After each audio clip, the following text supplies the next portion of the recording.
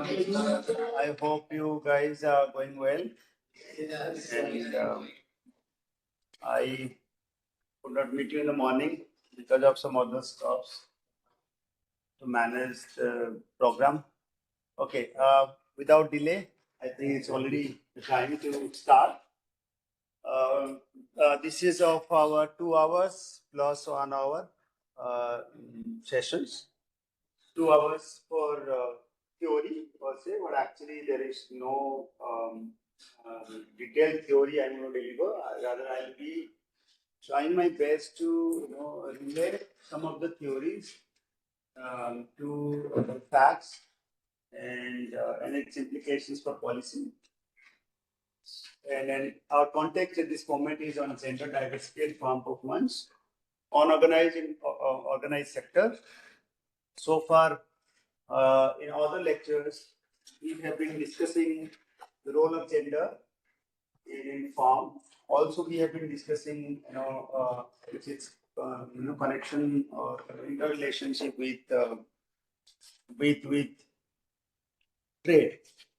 In this 2 hours session, I have actually been thinking how to make it more holistic.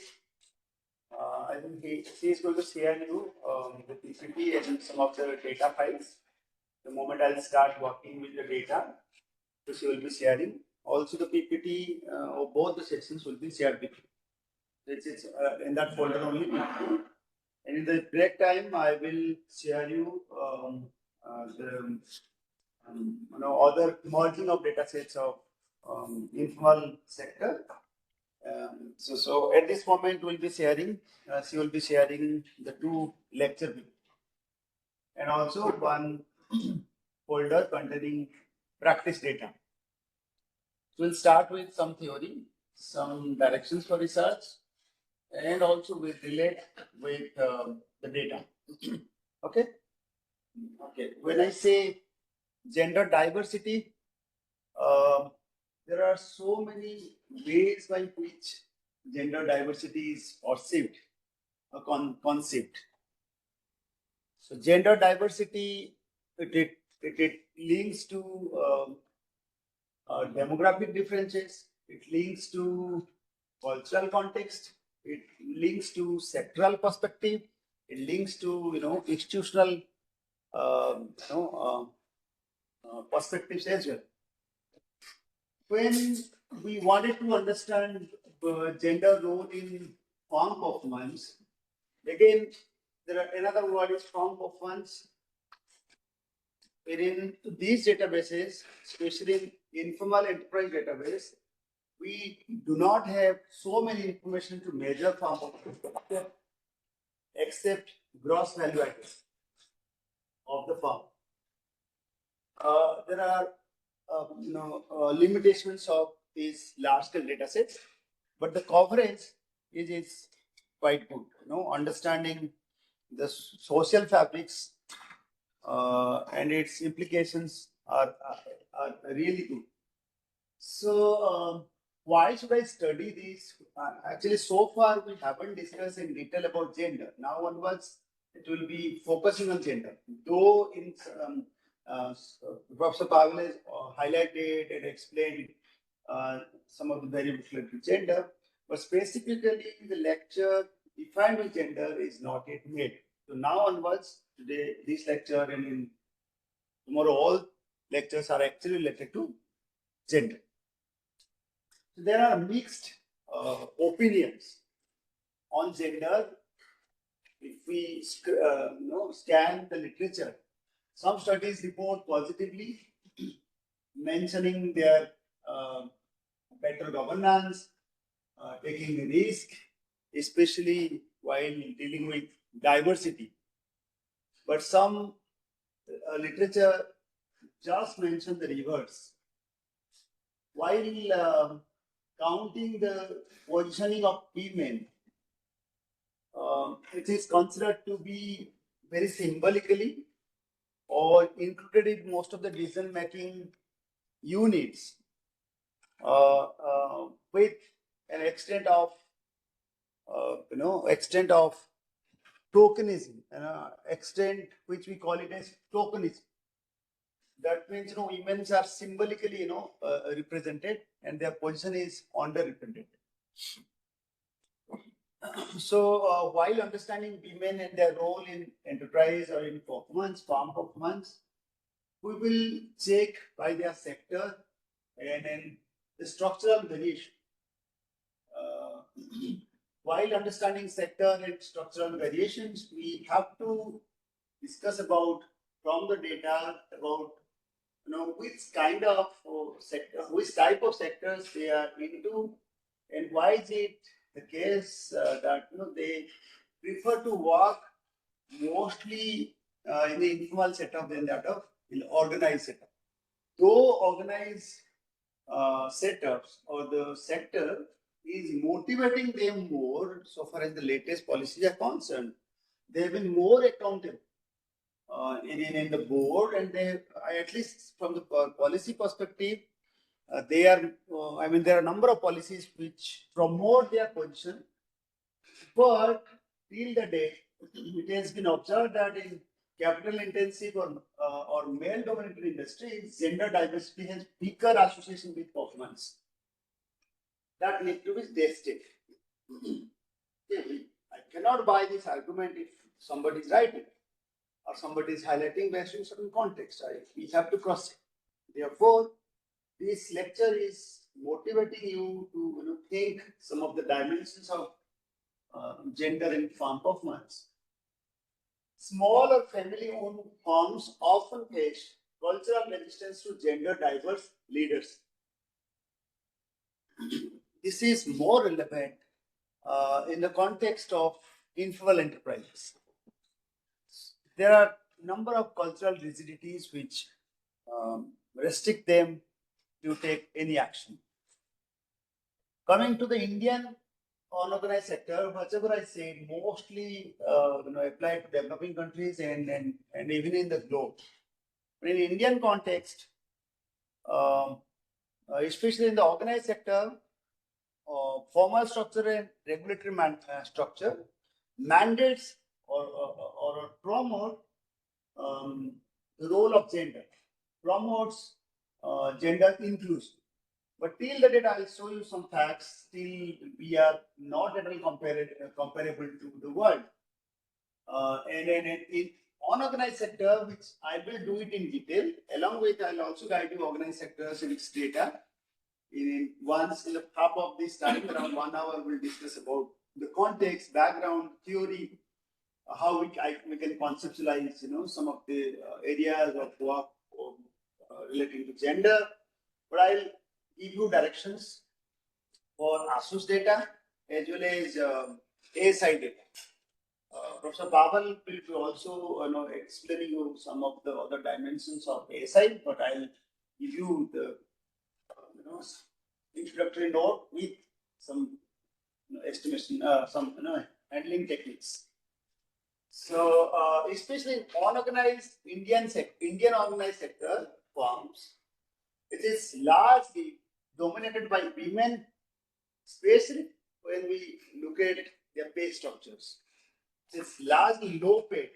Informal work with little decision making power. Even if they, by per se on the paper, they have power, their name is noted as a leader, but mostly run by proxy women, or mostly run by women which are just on the paper, but actually decisions are taken by, or maybe the counterpart.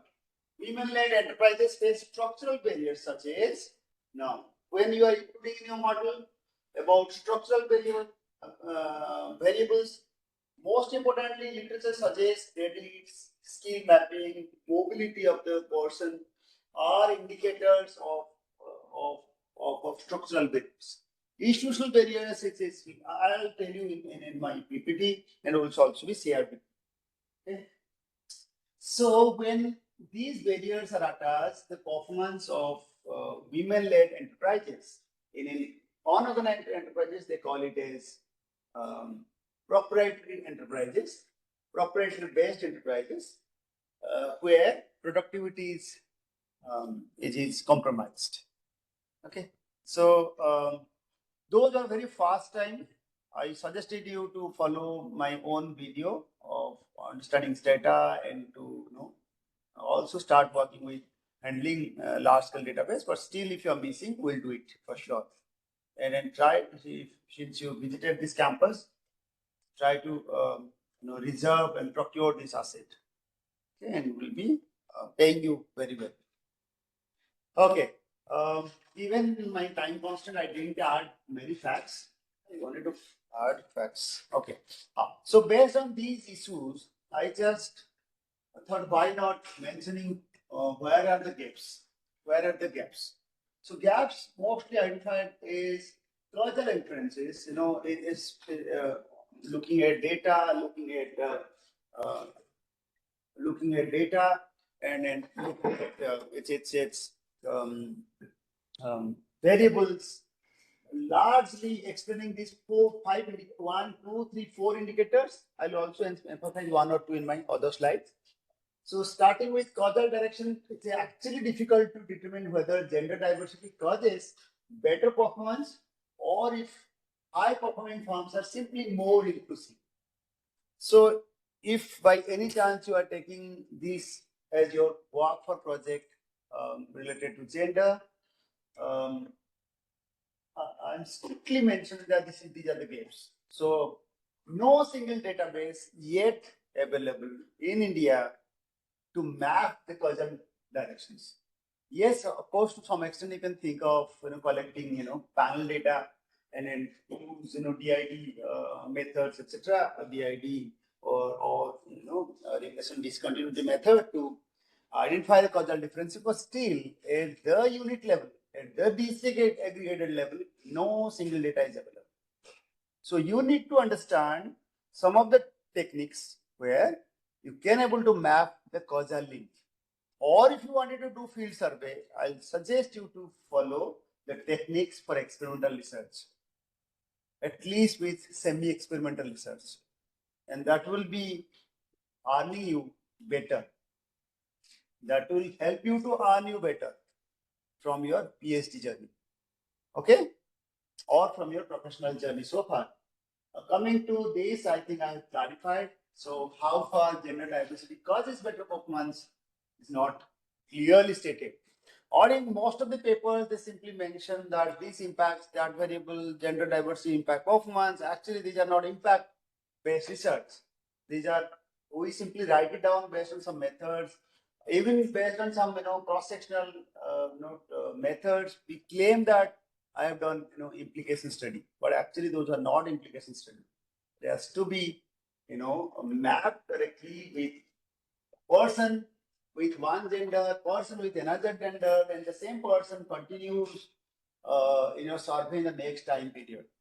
Then only the mapping of its performance is rational and fair. Okay. Coming to endogenous bias, studies often fail to account for the self-selection of women into better firms or sectors.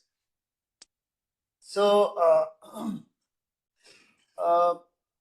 while we address the data, we can actually discuss a bit on this.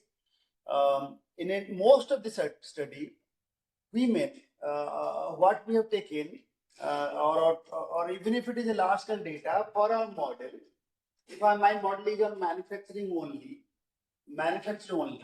again, I have also filtered the data to Uttarakhand, to only Bihar, or to only Delhi, or to only southern states. So somewhere I am actually breaking the the approaches of weights assigned to each of the individual who are surveyed. So when I forcefully narrow down the data to my requirement, I made some self-selection, and that will raise some problems of sample selection bias. And another aspect is self-selection is also going to lead us the problem of endogeneity bias. There are two ways of endogeneity bias. One is also one of this is through self-selection. Okay. So and So we'll discuss once you go through this data. Maybe in the data itself, I may mention about the indigeneity problem. Then coming to intersectionality, sir. Sir, I have a follow-up. Sir, how do we perform this self-selection and they concentrate themselves to some specific sector or firms, and how it would lead to intersectionality bias? Okay. How will we track it? Okay. First of all, when I say indigeneity bias, you should first try to understand that the error term is correlated with the exponential variables, isn't it? With the exponent variables. Error term is actually correlated. So that means in your model, your error term is not independent. It should be independent. So suppose I say in the model, let's say I wanted to calculate, then only it will be easier. I wanted to calculate,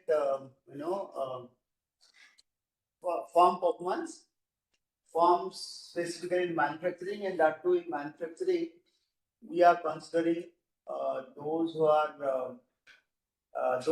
from one state. Let it be one state only. Let it be only Bihar.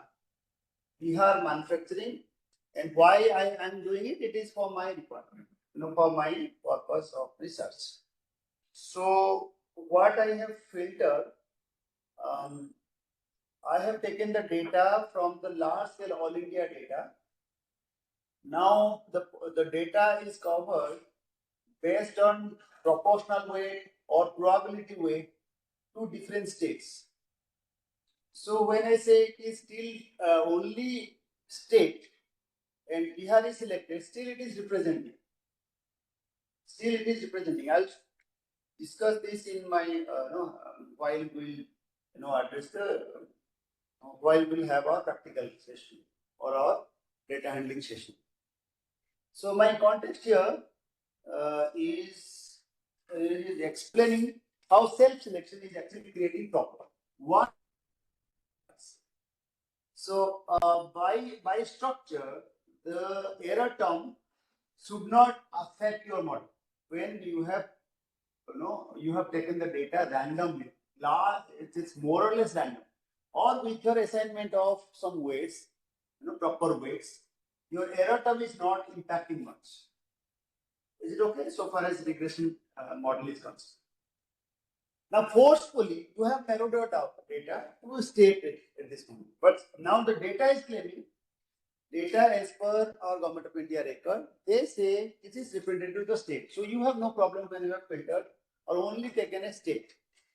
But within the state, now you have forcefully taken only gender as female double equal to 2. That is the code you have taken. You have only filtered female, not male. You wanted to work with female data. So now nowhere in the data, the Government of India or the software agencies claim that if you only filter one of the genders is going to represent the entire weight. Okay, so first error is forceful retirement of some of the variables which we want. In our model, we want some of the variables. We do some study based on our literature that these are important variables, these are control variables. Okay, but forcefully have narrowed down our variables. In that context, in manufacturing sector, only women we have picked up. Now, women, how it is going to create, the problem so far as if my y variable is performance. My y is a function of, x1, x2, x3, and so on, plus epsilon. So why is my performance? Performance, I'm just trying to equate performance is a function of women, but maybe women's education. Within that, all my persons who have responded, all the enterprises and their responses are taken from the either from the manager or from the most responsible person of the firm. Okay, so we counted how many years of operation of the firm, and then what is the educational qualification of the firm, of the leader, of the manager of the firm. That is still missing in most of the data sets. And we also counted their location, we counted their credit related information. Now, any single variable now we are going to relate with performance is amounting to certain degree of indigeneity. Why is it so? You say that there should be both side explanation to explain the indigeneity problem. We are saying that error term is no more independent. Okay? No more independent. It's still correlated. Now, how is it so? Suppose I say the credit loans taken from bank has loans taken from bank is directly linked to performance. Somehow it proved from our model that those who have got their loans from the bank, formal institutions, are performing better. Now another counter argument is that those who have been taken loan are also performing better. That's counter argument, but it is proved that the firm which is performing better has higher probability of taking loans from the formal institutions. That's called indigenous problem. The firms which are performing better have higher probabilities of taking loans from the formal institutions. They have better records, they have better bargaining power, they are usually located, in good places. Hence, the probability of getting loans better. Because you have already narrowed down your model to specific domain and that to specific states. There are high chances of correlation with your dependent variable. Okay, so dependent giving weights. If we give weights at the disaggregate level, weights are not given. That's not representing the entire. So some other options are there how to control those indigeneity problems. Okay, at this moment, let's clarify the context, then we'll come back to the tutorial sections. Okay, I'll discuss some of the things. But in cross-sectional settings, let me argue one more point. When it has time dimensions, there are strong problem of indigeneity. At a cross-sectional point of view, we have taken survey from one at a point of time, and no one can prove that farm performance is actually linked to, or farm performance is a function of formal credit is fine. Formal credit is a function of farm performance. It takes time. It takes into account time dimensionally. It is possible to be related if you are counting different time periods. The same unit is still taking loans in different time period. Okay? Whoever is having problem, do let me know. It's an interesting thing. Otherwise, just reserve it, I'll clarify. There will be no problem. I'm just trying to say, if you're working with cross-sectional data, problems of indigeneity is near about zero. You need not bother for indigeneity because it doesn't have time intermissibility. Yes, by argument you understand the fact that it is correlated, both are correlated. But since the same unit is not taking loans in different time period, we are only concentrating particular time period, we hardly bother for indigeneity. Basically, we can't take the relation over the time. Prove the relationship over the time. Another unit might have taken. So why should I bother? I have approached to a bank has given me loan. Why should I bother? That had it been the case that I am continuing over so many periods, I'm still going to the bank, and bank has already understood me, my face is already recognized, so bank should be very happily giving these loans. Bank not just counting my face, bank is also counting my entire kainat, okay, entire network. All right. So entire network is also observed. Hence, those who are working with some of the dimensionalities called social networking in the present time. One of our paper already published, social networking, and its connection with farm performance is going to be a standard in the present time. Okay, so one dimension observed given. We haven't actually linked social networking to farm performance. We only link social networking with healthcare issues, not with our paper was related to health. At what level we are talking about social networking? Social networking paper is here. Okay. And what level? Okay, it's the individual level only. Individual level. This is what the question. No, I am talking about the spatial boundary. Like Is it related to rural, urban? Everything. Entire India. Entire India data, but context was on social networking with healthcare intelligence, not with farm performance. Okay, farm performance can be thought of differently to the lens of social networking. All right, now, so intersectionality is also ignored. How far one aspect of the cross section is also linked with another action, another section or another aspect. It is still ignored, and it's very difficult to also connect. Organized sector under research till the time, since data is well structured for formal and formals are highly regulated, data is possible, anybody can collect the data and start thinking. Every international data mostly, it's available to either RBI, through WTO, or to UN Comtrade. There are various channels where data is easily available. Your novelty lies with not thinking.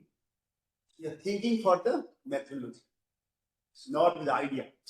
Idea is well tested in various forms. Hence, whoever is working with macro data is considered to be, not that unique. Considered to be, still, it's another form of research. Anyway, I'm not commenting on micro versus macro. There are various interpretations. My single understanding is, if you are linking some of the ideas to the ground level, you are bound to do field study. And most of the information government of India has already covered, so we'll be discussing through our data sets. So let's see. Some of the facts I just covered here and there, but I'm not citing anything at this moment. Let me mention you in my record, all the citations are there, but just for your knowledge, that only 1% of women are entrepreneurs. Women are entrepreneurs in India, 3% as compared to 3% of men, and they are much below the global standard. Okay, so we need to study on women even with more clarity, and 19 to 17%. That's why I made a mistake. 17 to 19%. Women are in the main board meeting, and they are considered to be the elite, women who are actually making most of the decisions. They are still out of the women, very less numbers are still taking decisions. What is the source of this data? Okay, there are various sources. Each of the sources are different. This is what I will say. You missed this. I am not citing because the sources are from newspapers only from newspapers. So since I'm starting the lecture on gender and farm performance, so I have to confirm myself that we should work on women. Okay, that is the context. And somewhere they are saying it's not 79%. In the global average is 30%. So that way, Indian average is not that bad in my understanding. But newspaper claims very differently. Though it is 17%, but it's still very less because they are not that effective. Their voices are not counted. So there are various views. I'm just including some of the one. This is not our conference presentation. This is not our journal paper communication. This is just to pitch here that we should work on people. Okay, we should work on people. And some of the facts is completely erratic. You can correct me based on these. But if women are interested to not work in a corporate force, then what do? It is not. Okay. Coming to that. Well, anyway, that's a good question. If a woman is not interested to work in corporate world, then why should we bother for working on women? And even if it is their representation is lesser, why should we bother? Because they're not interested to work. Is it? There should be counter argument here. This cannot be accepted. Percentage around 15 or 16% is females and not interested in something. But this is the reason that there is less number of women in organization. So why should I buy this? Why should I say this? This is the reason. Women are interested. who are saying that they are not interested? They are interested to work. Okay, coming to this. Okay, if they are not interested, first of all, which categories of women are there? Which type of employment are there? This is nowhere counted in the employment definition. Okay, so they are going down. not because of that. Is it? Voluntary employment is nowhere in the definition of employment calculation. Voluntary employment and another employment, unemployment. Which one? In the unemployment definition. In the full employment definition, voluntary employment is not there. Another? Frictional? Structural should be there because of different structure, different units, sectors, and structures. Especially this one. Frictional jobs not found. Okay, so if these two are not there, of course I can understand the fact that women are not interested. Hence, their contribution so far as these numbers are concerned is lesser. But why it is so less? Why did the case that are not interested? By gender, we represent 50%, right? So by gender to the total population, it's 50%. So their contribution should be much higher. And if it is possible in other countries, why it is not possible in our country? That's the context. In our country, we have to also look on the social aspects which are restricting women from participating in such kind of jobs. We cannot straightforward say that women are not interested in corporate jobs. We are not giving them the opportunity to go there and participate. Maybe the corporate structure is not conducive to their nature of work. May not be suitable to their requirement. There are many reports coming from here and there. The work environment is not suitable. So anyway, but view is that they are underrepresented. That is for sure. That cannot be the major reason behind why the percentage of women is very less in corporate sector. So there are long hours of work. Then there are giving work to family members. That's usually none. Basically, one simple answer is work-life balance is becoming difficult. But it is for everyone, no? No, not for No, one assumption behind this is that female is bound to do the household chores or household chores. So who is saying that they are the one to take care of the household activities? So the assumption is wrong. So far as social fabrics is concerned, yes, so far as social fabrics is concerned, it is true. But as a researcher, our assumption is wrong. Anyway, as a researcher, we noted very clearly that they are underrepresented. One of the facts, maybe, as you suggested, is right. They may not prefer these formal jobs because of some reasons.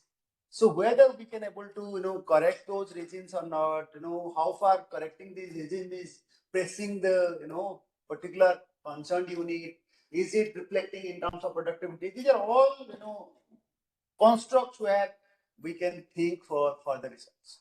Okay.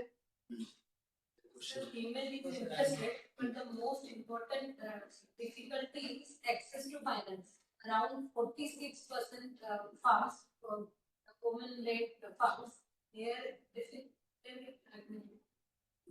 to get access. Okay, let us estimate that. Okay, it's here only. Is it only around 50%? Even much more than that. Okay, much more than that. Okay, in our paper also we have already proved that especially in informal setup, getting loan sanctioned is very tough, very tough. Okay, so let's discuss this, and once we go for estimation with the original data, you will enjoy. One more additional point. When writing a research paper or a thesis, can we write the newspaper, cite the newspapers? Yes, we can cite them, but those are not scientific ones. You can cite it to prove your point. It is in popular media, it is in popular discussion. People have already given certain directions to it, but those are not scientific. So because there are certain They're opinion based. news are biased, we cannot cite. Yes, therefore I said, suppose you are writing this, women are women prefer not to work in Bangalore office. Rather, they want to have their own business. Okay, especially in beading making industry. But beading making industry, Bangalore, sorry, dollar industry. Yeah. Okay, so far as any informal, maybe plastics making, for for some designs which are using plastics, right? So in that case, some citation is given. Citation, there is no such study published in journal. Only newspaper, some newspaper might have covered. And why newspaper is covered and not? It is not of our, our approach to validate. Okay. So our only concern is if I am going to write something further, I have to depend on. I can criticize that view, or I can buy that, but I have to refer. Then only someone else will say, yes, there exists some evidences where this sector where women are preferring not the better formal job, they actually prefer to attach with the home.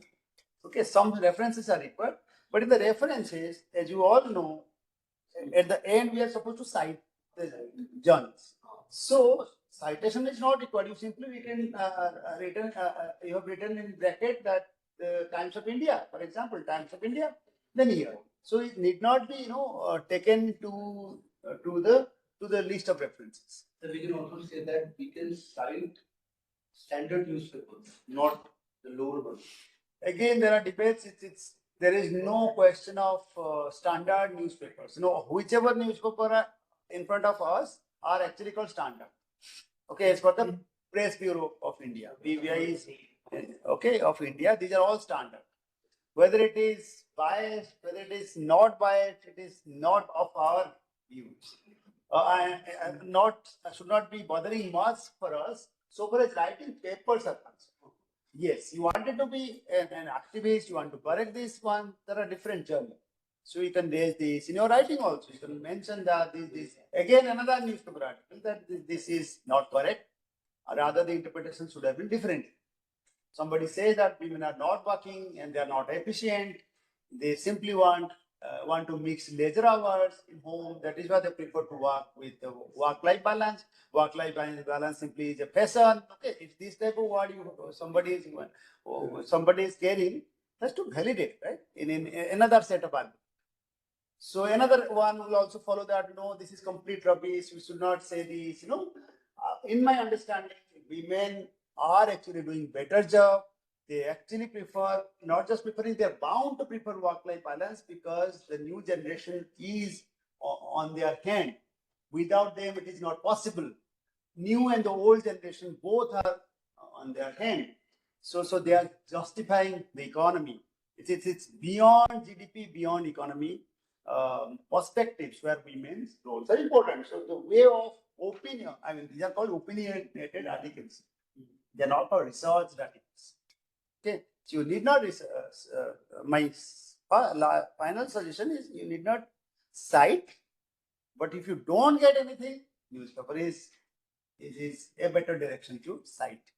Okay, but journal editors may not treat them well. They simply say that it's based on another opinion, but the person who has written is a standard person. Is a person who has been writing and is famous in this field. So that way it is acceptable. Okay. If more the times I have been saying, I can prove that women are not working and they prefer not to work, then that would be also a pattern. Whatever dialectics were actually coined, that became theory. That became theory over the time. So theory is shaping dialects is fine, but dialectics are also shaping theory. That is most important. We have seen the versions of Karl Marx and other Durkheim. Okay, so I should not go with this. Let's proceed with these some facts that starting from these as of 2023-24, 27.2% of unincorporated proprietary enterprises in India are owned by women. Now, this number is compared to formal one, it's huge, right? Formal is very less, whereas informal it is much higher. The same point which we have been saying over last 10-15 minutes, that women people to work work attached with their home, then their number is more than that of informal sector. Okay. So, in unorganized manufacturing sector, this is all unincorporated proprietary enterprises. We need to check this one carefully. We need to check this one, whether it is unorganized or it is informal or unaccounted or unregistered. Okay, those terms should be verified very carefully. Is it enterprise or it is farm or it is industry or it is an activity center or it is just a sector? Why should I call it as an enterprise? So some clarification should be mapped very clearly while proceeding for writing articles. Okay. Women make up 43% of informal manufacturing workers, yet they dominate low quality, low pay jobs, and 93% are in a BD. Isliye, that is the reason why I was referring to BD. Somewhere I have written BD. Okay, BD and tobacco industry. 93% are attached in BD and tobacco industry, 76% in apparel, and 67% textiles. Now, when it is BD making out of the tendu leaves, I think that leaf variety. So that leaf is usually available in tribal pockets or even in rural areas. So and it's very less expensive to make BD, and then it requires more manpower. Okay, so because of that, probably these um, persons who are staying or attached with home are more connected to these particular units. Okay, so let's proceed. Hence, the challenges are the nature of employment and their vulnerabilities, rural self-employment or care burden, financial inclusion and enterprise support, pay disparities and inequalities, or other forms of support structure. Now, while discussing about this care burden, one dedicated data set we have surveyed by Government of India, and number of units are more than 2 lakhs. Number of persons surveyed for that is more than 2 lakhs. So that's called time use survey. Okay, those who are not acquainted much, I think this is higher scope of publication. Okay, time use survey. So they have counted each individual and their time use in every hour from 4 a.m. in the night till 4 a.m. on the next night. So that will be also useful. I'm not going to discuss that time use survey at this moment, but if you are into unorganized setup, you wanted to write your work related to that, I think time use survey will also account you or give you better direction. Okay. So some newspaper citations. Unorganized sector contributes 45% of GDP as per the Tribune newspaper. And somewhere they say, from the citing the PLFS data set, that if we include the unorganized sector very carefully, our GDP numbers is going to be much higher. Okay?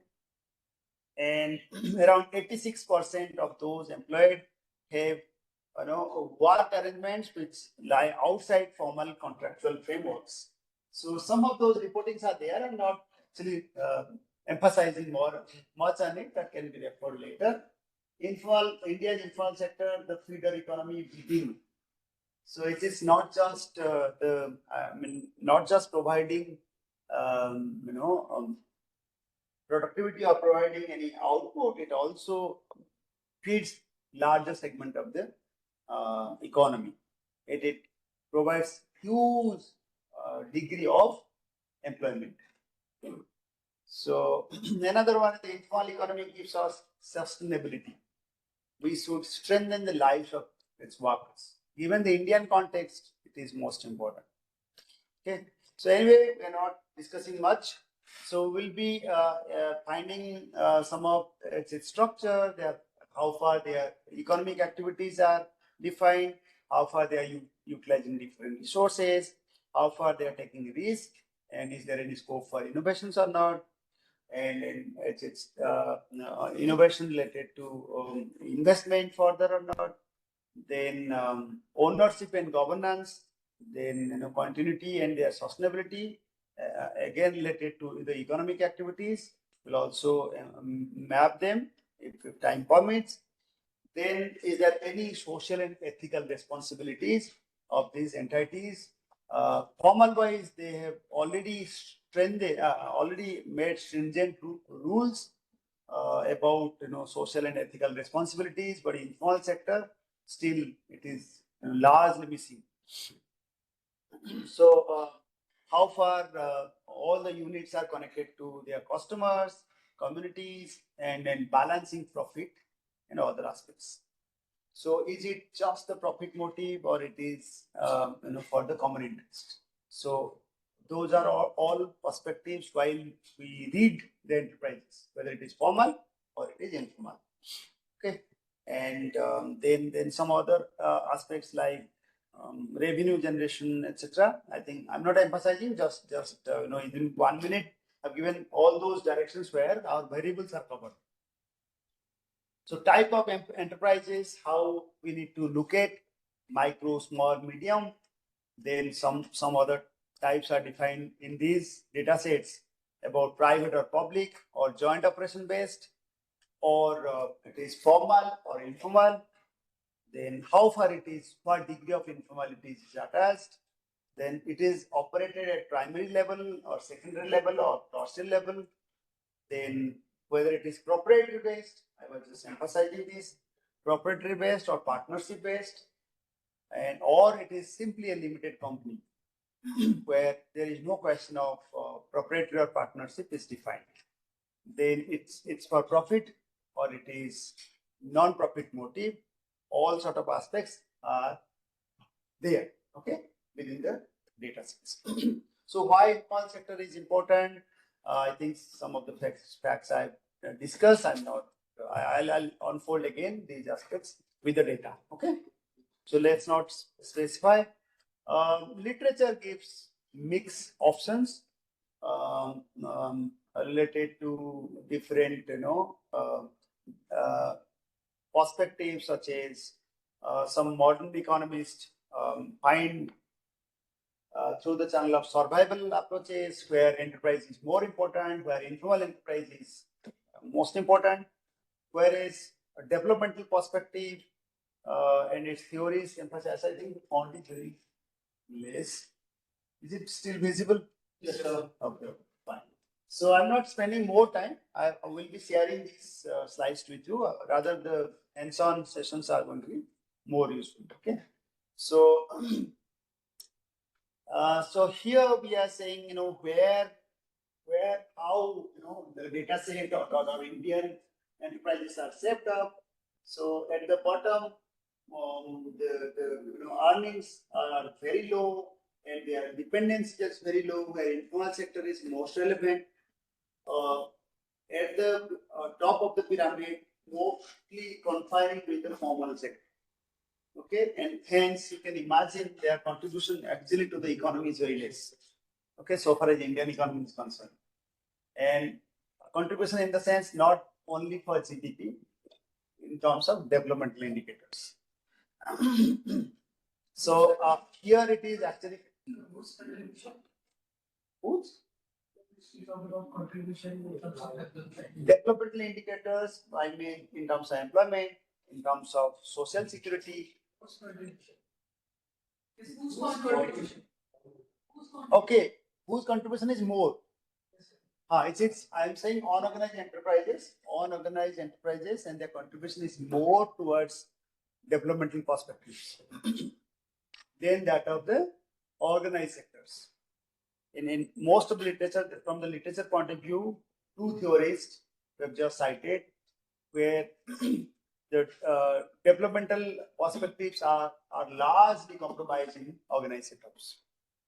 First of all, 50% of the women are not, at least 50% of the 50% not at all preferring to work because of some of the problems we cited. There are some other way where the literature, looked at. I'm actually referring from the point of view of quality and quantity of entrepreneurship. Quantity wise, for sure, we will account for its GDP, numbers or from the from the formal units, whereas coming to the informal sector and its contributions, so far as quality aspects are concerned, it's addressing many of the developmental indicators. So where we wanted to define through, I think I also mentioned its author name who actually framed. There are nuanced relationship between entrepreneurship and economic development. I think a couple of minutes back, I was also discussing about this contribution of unorganized enterprises. Anyway, I'm not emphasizing all these again, more or less repetitive. So mostly, literature mentions that whether it is necessity driven or opportunity driven, the enterprises are in organized set of more the formalities, they are mostly opportunity based. More progress is expected. Whereas in one of our paper, this is from our paper only, it's me.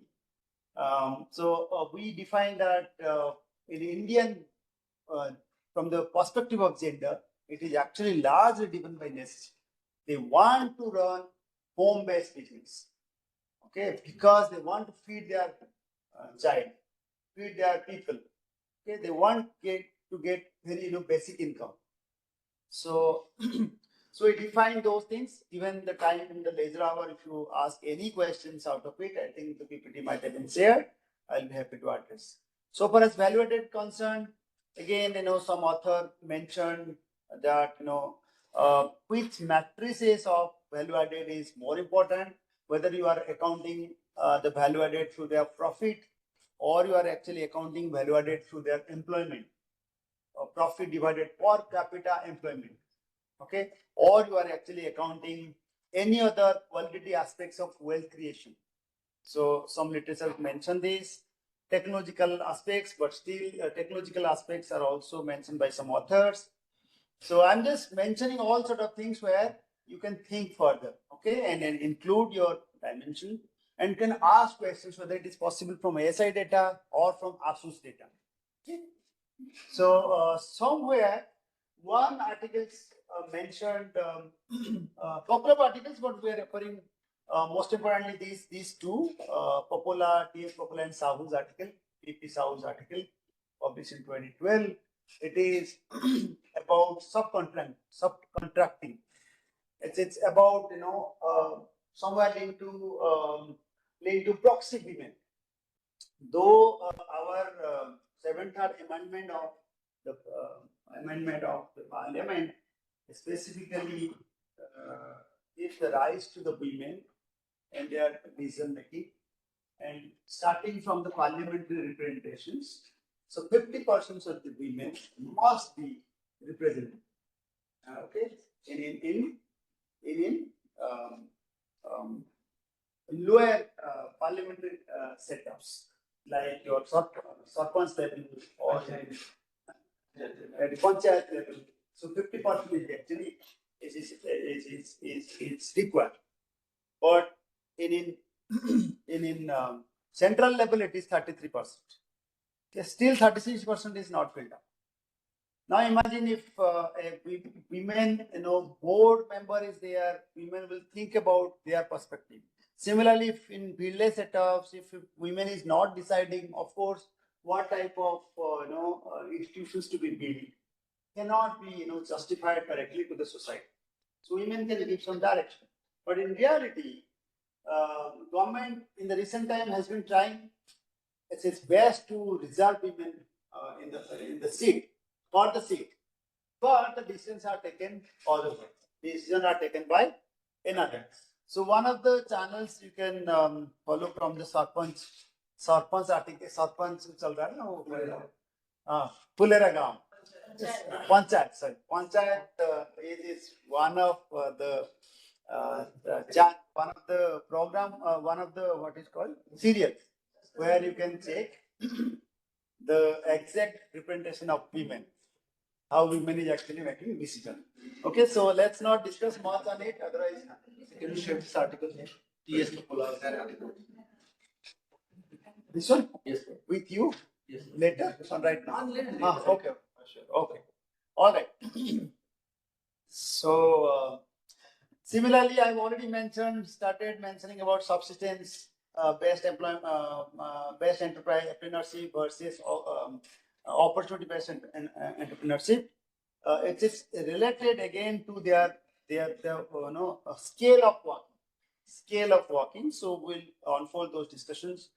Another one is owners' education, then sustainability, how far they are sustainable in their business. So sustainable by definition in the present time we relate to environment, but actually sustainability can be explained through how far we are continuing our work. Okay, so how far the business which is taken out by women is still sustained. Sustained means it's in operation. So 0 to 3 years considered to be nascent one, 4 to 7 years is developing, and 8+ years considered to be a sustainable one. So if you can prove in our article a small business is still sustainable, even if there are large extent of challenges, still it is sustainable is a big deal. Okay, so I think I have already hit 3:30. So we have to now start your data. Let me quickly on. Yes. Okay. One person starting. Rohit, start. So how to check whether the enterprise is sustainable or not? How to Check. Yes, leave it to me. Leave it to me. I'll show it to the data. Okay. So okay. Next. You talked about the informal sector and you have given overview of the literature that you have done. And in that you have shown that the informal sector is kind of hidden from the economy and its sustainability, but the people who are working in the sector are at the subsistence level. Their living standard is not improving. But the people who are working in this sector, they are or they might be creating some surplus value. Where is it going and who and how can we track it? If we can track it, then is there any specific methodology behind it or some work has been done on it? The catch here is surplus value. So surplus value. No, not surplus value. There might be some benefits or But I'm just interpreting some benefits they derive out of their operation. This is what is your gross, right? yes. So how far that can be tracked first, and how far we can able to estimate those surplus value also, and can also suggest in a better way for the entrepreneur, the enterprises to be more sustainable, isn't it? So we have limitations in that regard. Only Not enterprises specifically, but I am talking with for the point of view, for the workers' point of view, not the entrepreneurs. Yeah, benefiting, no, not necessarily. Anyway, I got your point. So we need to check whether these aspects are validated through the data or not, existing data or not. If it is not there, then we have to go for field application. But the points which you have raised actually are limited in the data. That's a straight answer. So we'll check with the given data. Okay. Suppose there is data, not in India, but in some other country or somewhere in the world. Is there any specific process or methodology or something through which we can track this? Yeah, should be. Based on, I mean, you first of all, you need to get the data or need to find out whether data is there or not. Clarify your question. You want the data related to these aspects, or you wanted the methodology to estimate it? I don't want the data, I want the methodology. Methodology. I will be collecting the data. Okay. So you need to do a systematic,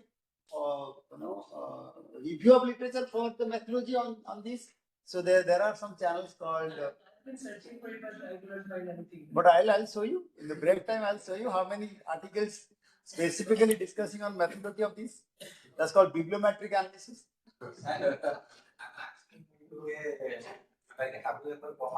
If it is a complete different question, then I'll leave the room.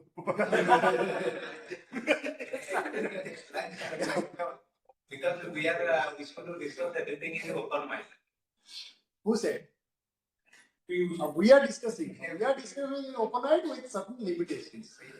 So, like, have you ever come up in the paper which says that women decision makers are more prone to corruption or negative effects? Yes, there are papers. Women owned enterprises are less corrupt. Women proprietors are less corrupt than men. I'm saying the That is opposite. for sure. Opposite. Uh-huh. There When this is true, that means your point is proved. So there are papers which proven these aspects of corruption vis-a-vis gender. Other paper is there any specific context where okay, it's in the formal enterprises, largely it is reported.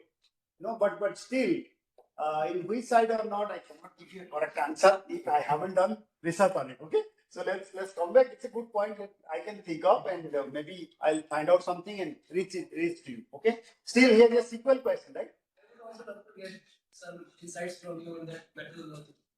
That is why I'm here. Yeah, I will clarify. Okay. Will be sharing it in this class? In the class. In the classroom. So similarly, good that those how to capture their valuations of the enterprises. This is more challenging, okay, and how best we can able to estimate to be understood. And some of the papers we have already done it. I'll share those papers. So it's really not like for necessity enterprise and opportunity enterprise. How we have actually defined these two? Is it based on their performance only? Is it beyond the performance? So I will refer that article and send it to you. You can easily find out from the one paragraph from the methodology section. You'll find out what are the methodology the authors have taken to define this. Okay. If it is necessity based, of course, the company might not have targeted just to increase profit. They might have thought of their entity, their employees, and their other functions. Okay. So we'll go through. Similarly, caste networks also functions where enterprise and net performance can be defined. Location also matters, whether it's a fluid location, it's a static location. Have you heard about fluid business? Fluid location and business. Business cannot be run just in one place. Can be run in multiple places. Same business can be run or should be run in multiple places. Ferry wala से हर एक माल 10 ferry wala 10 रुपया. Okay. So those are the or seasonal enterprises. So they tap the benefit based on season. They used to be migrating from one place to another place and find the best avenues. And then the per capita return is higher than that of at the starting point of time. Okay, so similarly, ownership structure, whether ownership structure is accounting the complete family or is accounting more representations. So that way performance also varies. Okay, mixed activities is just not the one way where the operation is made. Likewise, those who invest in stock market, most of the suggestions are given related to stock market. Is that better to diversify your portfolio? This is the common suggestion given by most of the analysts, that you diversify your portfolio and your return is considered to be robust and the extent of risk is less. Right. Similarly, if your operation is mixed kind, especially in informal enterprises, the performance is considered to be different. If it is one particular activity, then performance is different. If and whether it is sustainable, if it is mixed, then enterprise is considered to be more sustainable. If it is just one operation, of course, the degree of risk is higher, so the sustainability is also questioned. All right, or compromised. Or the pattern of activities in India? Is it mixed kind of activities? Which one? I missed. So what is the pattern of activities in India in the informal sector? Is it like enterprises are doing mixed activities or they are doing some specialization kind of work? Mixed. Mostly in informal sector it is mixed. Even in okay, look at some of the even the shops selling groceries. They are selling medicines also in some of the shops in India, though they are not allowed at all. By rule, they are not strictly not allowed. They are selling electric bulbs. if we talk about any specific industry, let's take example of any industry like. Let it be, Example of media. watchmaking company. Take example of media, those garment making industry, where what we can see is most of the informal enterprises are specifically doing a single particular activity. They're specialized in that and just doing that kind of work only. Okay. True, like even if you see bigger enterprises in India, bigger organized enterprises also, their farms, their their factories are not necessarily all organized. The farm is organized, but the ancillary industries are not organized. So they used to take the products from informal sectors. So some of the unit they must have taken from a specific factories. Some of the other one they might have taken from another unit. So they are more or less specialized. Those who have better connection with the organized sector. But those are even very established informal sectors. They are also having only single activity. But by mixed activities, it is observed that to run with mixed activities, they are sustaining for more time. The extent of catastrophe is lesser. My point of mentioning here is to identify sustainability. Sustainability. So just operating at a single activities is good, or operating in mix is good. There are mixed response. Those who are operating with single one is also good. Some of them are doing better. Those that are operating with mixed one, they are also doing better. But that is why I'm suggesting, if you are having the data and you have some responses related to single activity or multiple activities, then you can think of how to prove, what to prove. You cannot have one judgment of it. There is no single answer. It's okay? Okay, so the gender diversity, farm performance, and sectoral context, more or less I have discussed. I'm not discussing more. So our constructs based on these three important indicators. So sector character emphasizing some structural differences through the data. Resource-based theory. Okay, still we are into theory because this lecture is 2 hours. Specifically mentioned theoretical framework on this. If you look at our schedule, it's mentioned as theoretical framework. But I'm not going to stretch more on this. I'll leave it to you to read. So diverse human capital is a source of sustained competitive advantage. As so far as resource-based theory is concerned. Hence, in most of the enterprises, we should have diverse human capital. It should not be with only one type. Only one type. So hence, in the How can you guarantee that more women and more will bring more diversity? Okay, where am I saying I am guaranteeing? I'm saying I'm not guaranteeing. I'm only saying if diversity is there, it is good for the company. But gender diversity is different from diversity in the computer. Human capital diversity. Human capital diversity, of course, okay. Gender diversity, okay. Oh, your point is Women as a parent, both are patriarchal. So the future converging that, though they are different genders, they are patriarchal. So those are patriarchal. Patriarchal. Suppose they think in a patriarchal mindset, both are patriarchal mindset. Suppose, good that you have used that word suppose. Otherwise, I won't have listened to keep on.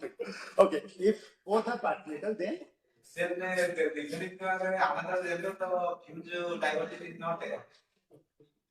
okay. Perspectives are not diverse. Okay, first of all, my first line of explaining this is to prove sustained competitive advantage. So, competitive, first of all, we all know very well what is called competitive, what is called non-competitive. So, competitive doesn't mean they are gross value added or the profit is very high.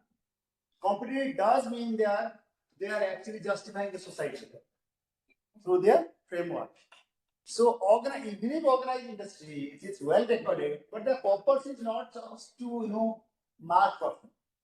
Literature suggests that if it is diversity is followed. Human capital diversity is followed. Human capital diversity again not just by gender representation only. It is also by their level of education. Okay, and their societal representation in different indicators by health as well. If those diversity are maintained, then it is considered to be more competitive. The organization is more holistic, can address better goals so far as sustainability is concerned. Okay, next point is actually on gender diversity contributes complementary skills, perspectives and networks. Now imagine in this institute, imagine this class, we would have only scholars from JD. And those are only in, they are all in fourth year of their PhD. Got my point? Yes, sir. Minus Qs. We are not referring to Qs at this moment. He is not in fourth year of PhD. That's why it's of course minus Qs. Okay. Even minus me. I was also from JD. But anyway, not referring to that aspect. I'm not spending more time on it. But my idea is, imagine they're all in fourth year. They have had a very strong bargaining power because they are in the same batch. They have shared common, time, and then by their age group is also not very different. Then it would have been very difficult to take the lecture. The moment you started saying like gender diversity may not work well because they might there is a possibility of patriarchal norms or assumption in their mindset. So whatever the point you say is actually not correct. So it's not just you switch to say all four years सब वही नहीं. So I think everybody is having a reserved mind already, a mind which is to large extent reserved by their cohort, by their network. So things are not going to work. So in a system, I have referred a case which is not raising any sustainable competitive outcome. I'm only saying that in any company or any factory or any organization, these are actually answer for the organizational behavior. Organizational, those who study organizational behavior papers, etc., they used to mention this. So company considered to be, or the enterprise or unit is considered to be more sustainable where we have more diversity. So they actually, when diversity there will be some extent of need for skill mapping. There will be some extent of further networking. Otherwise, if networking are already skills, all are very skilled. Okay, there will be high possibility of ego class and high possibility of breaking the unit. Okay, oversupply of number of resources might create some disturbances. So that has already been tested or proved. So I'm not going to mention all sort of things. Hence, role of gender is more important. Another one is institutional theory, where wherever we look at the data, we need to actually cross check from the perspective of their gender norms, laws, institutional framework, and and also legal mandates. So which Companies Act is it Factory Act 1956 is followed or still the updated 2013 is followed? We need to, which suggests that there should be at least one female director.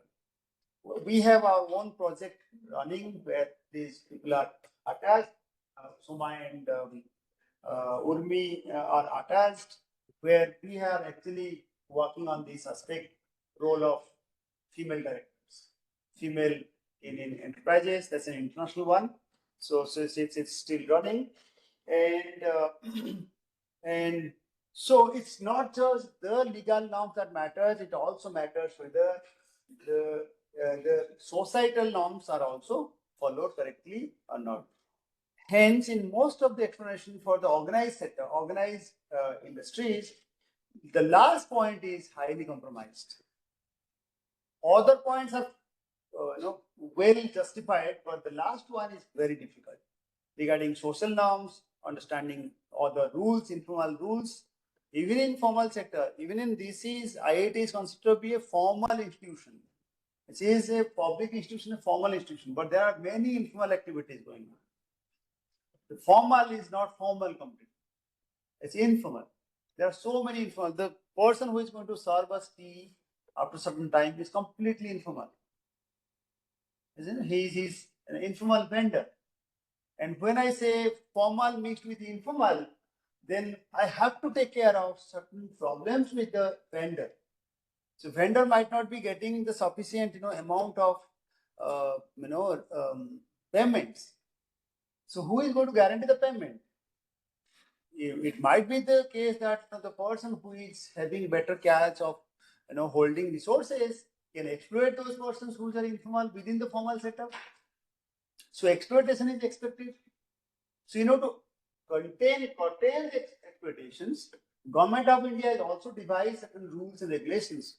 We cannot just hire the vendor like this randomly. I cannot say, "Aa jao, wahan pe dukaan pe tum roll bechte ho, aa jao, aa jao." We cannot do that. We have some rules. We have to go with tendering. Like in hostels, we have different informal setups. Like canteens are there. They are operating throughout here. They cannot just run more than 1 year as per our rule. And which they have entered here with certain process, tendering process. Those tenders are open for 15 days. Call for tenders are open for 15 days. Okay. So similarly, in almost all setups where government takes those into account, it attached with certain norms, rules and regulations. Those rules and regulations are not necessarily defined them to be organized. Still, they are still even that canteen is running for over 1 year. Still, that cannot be mentioned as a formal or organized unit. Sellers are from the day. I mean, over last 8 years, I have seen dukan wala, the shopkeeper is still there. The same shop is still there. So they are not organized. Just because of time dimension, they cannot be defined as organized. Or just because of tax they are paying, they are not defined as organized. So we need to carefully understand what are the norms and regulations. So if your thinking is too rich, you have already checked all sort of things. If you can map all those things together and synthesize, that would be a good article. Okay, so it's a point. Human capital theory, I think I have indirectly mentioned. So we'll be discussing starting from gender diversity somewhere, emphasizing to the data, then to farm performance and some of the control factors we already discussed. So hypotheses or the questions I have said, just to think about it. It's not my paper where I'm supposed to say lecture hour. So I've said some hypotheses where based on my earlier explanation, you can frame certain questions. Gender diversity in the workforce positively influence farm performance in the organized sector. / unorganized sector, both can be thought of. The effect of gender diversity on farm performance is moderated by sector type or maybe through organized or unorganized sector. Female ownership in the unorganized sector has a weaker positive impact on farm productivity compared to organized sector. So, since each of the questions I have stated here is not fully proven with its direction, there is no clear one-side direction of any of the question, hence it is still a research question. Hence it is still, both have plus and minus result. Okay, I mean, this can be true, this may not be true. Hence, these are all research questions. Innovation mediates the relationship between gender diversity and farm performance. It is mentioned in many articles that the other gender, the female, are not that innovative. Okay. Are also articles they are saying, in some setups, females are in disaggregated level, females are very innovative, especially while looking at दादी की kitchen, दादी की रसोई. When we see, आजकल चल रहा ना, if you look at supply delivery देता है Zomato. Zomato with the home kitchen. There are so many home kitchen facilities in Bangalore and in Delhi and in other places. So home kitchen is more productive than that of another, and where it is supported by female only. And the innovation with mixing with different spices for the food is quite different. If that is possible, then they can also be more innovative. Okay, so it depends on where they are actually looking at. Okay.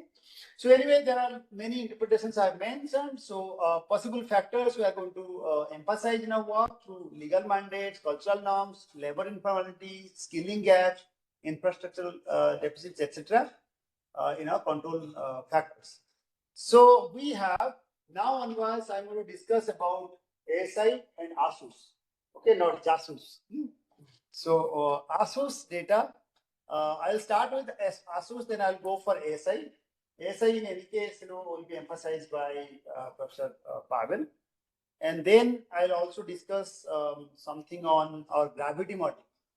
Gravity model at the end. Let me start with this discussion. At the end, we'll discuss on gravity model. I think I've already included. Yes, introduction to the gravity model. I think it's time is till 4:30, right?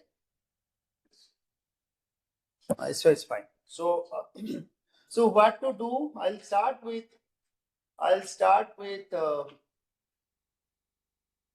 I'll also show you ASI with the same approaches I followed for ASUS.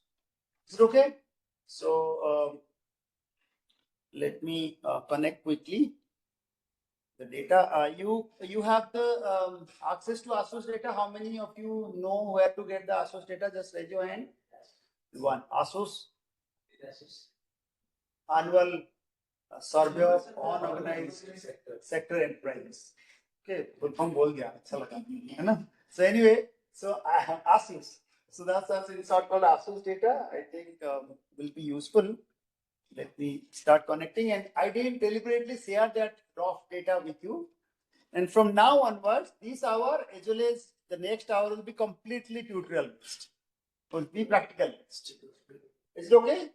So I've given enough background about gender, performance, and mostly my words are from developmental perspectives, not from growth perspectives. Okay, so so let's discuss something on ASUS. Where to get it? Should I explain?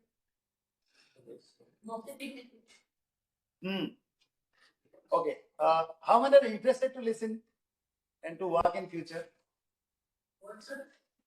How many are interested to listen carefully for ASUS data and work in future, or maybe now? That's almost okay. Fine. So here is the ASUS data. You have to download. You can quickly download on your own. It is not going to take more time. So you have to type NSS data download, or straight away type ASUS ASUS data set.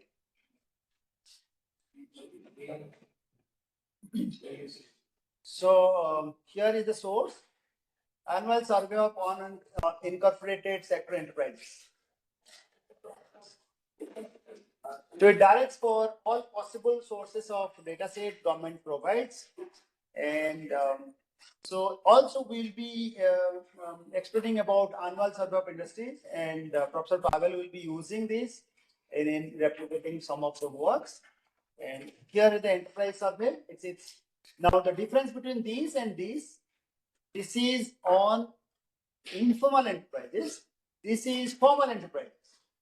Okay, and ASI covers factory data, factory level data, whereas enterprises cover any form of enterprises which are not counted.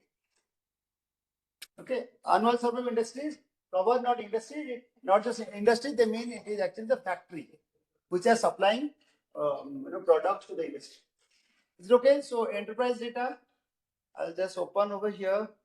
I didn't get a chance to actually see this. After some time, I am actually looking this page. Anyway, so this is the one where you need to download annual survey of unincorporated sector enterprises ASUS up to 2023-24. But I'll be in the extraction and merging. I'll be using 22-23 data. So you have to get the micro data.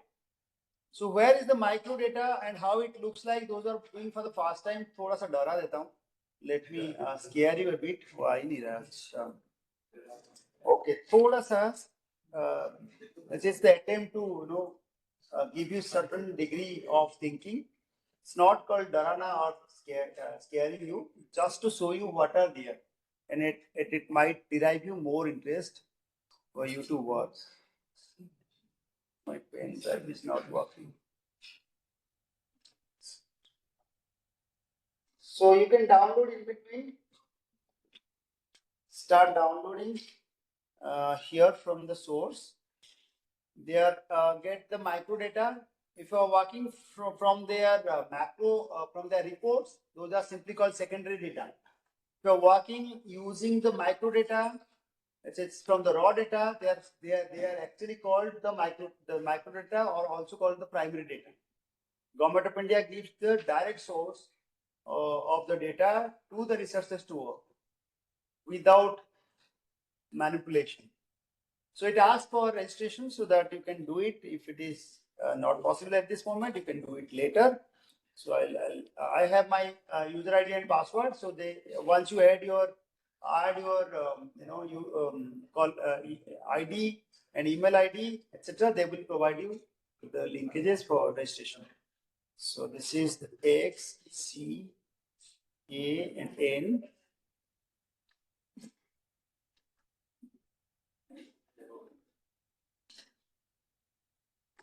Now here is the source which we are trying to understand. Get the microdata. Now it will ask for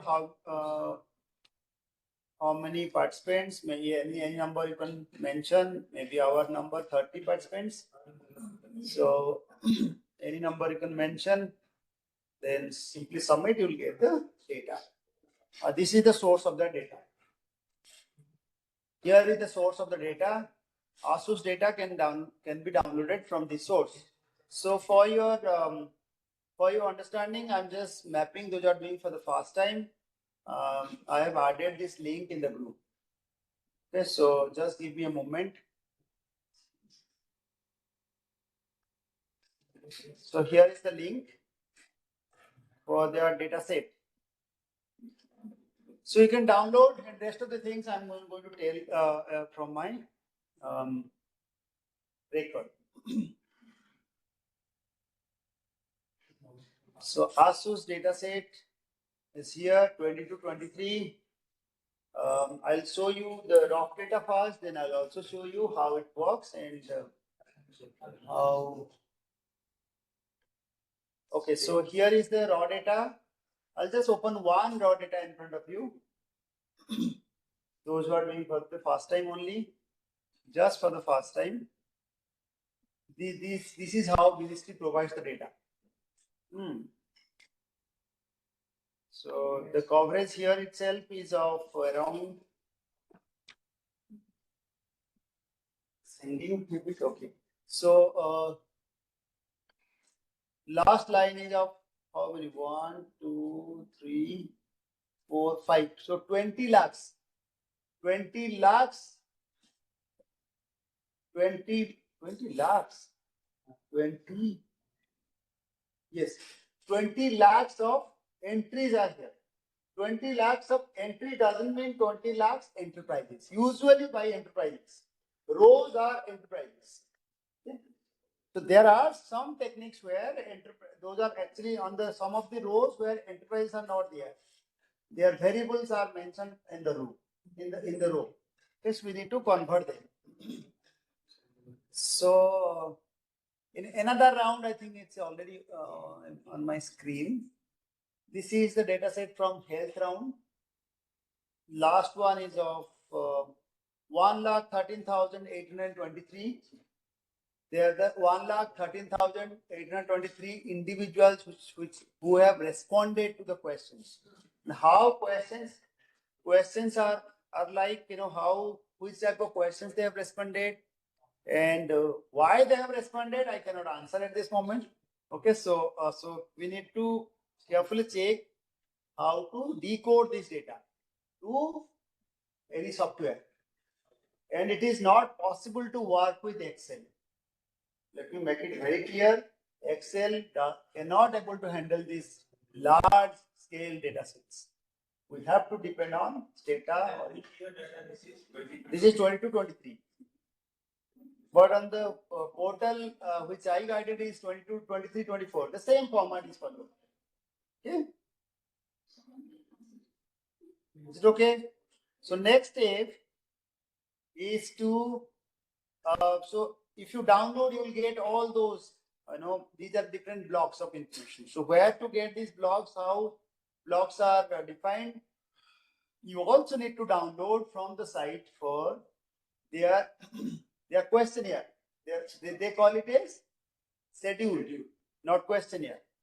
Difference between questionnaire and schedule is that the questionnaire is considered to be at the very early stage of research, whereas schedule is considered to be very systematic, and where the questions are well tested through pilot survey. Download तक शायद time जाएगा. एक sample data दे देता हूँ, तुम करो. ठीक है, मैं सैंपल दे रहा हूँ. अच्छा वो वाला बता. ठीक है. सो मैं लिंक शेयर कर दिया व्हाट्सएप ग्रुप में. चेक. हाँ, व्हाट्सएप ग्रुप में ये लिंक शेयर कर दिया. आगे ये वाला डाउनलोड करना. ये वाला you can see this screen also, right? Exactly. ये नहीं आएगा ना, क्योंकि you have not registered. You have to go back and register. This is with my name. Nester file.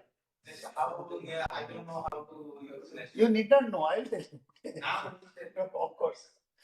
I'll tell you. Anyway, see here, ask good that he has reported this. Also install Nester. Okay, Nester in your system. Nester install. They are nowadays providing data through Nester. Oh, sorry, Nester Explorer. I'll share that. Just give me a moment. You already have. You have already attended, so some of them. These are actually file download forever. File will be downloaded if you open that file. On Nester Explorer. Nester Explorer will be opened. So you have to install these. Then only you can see the Nester data. So let me also add you here. This is the one.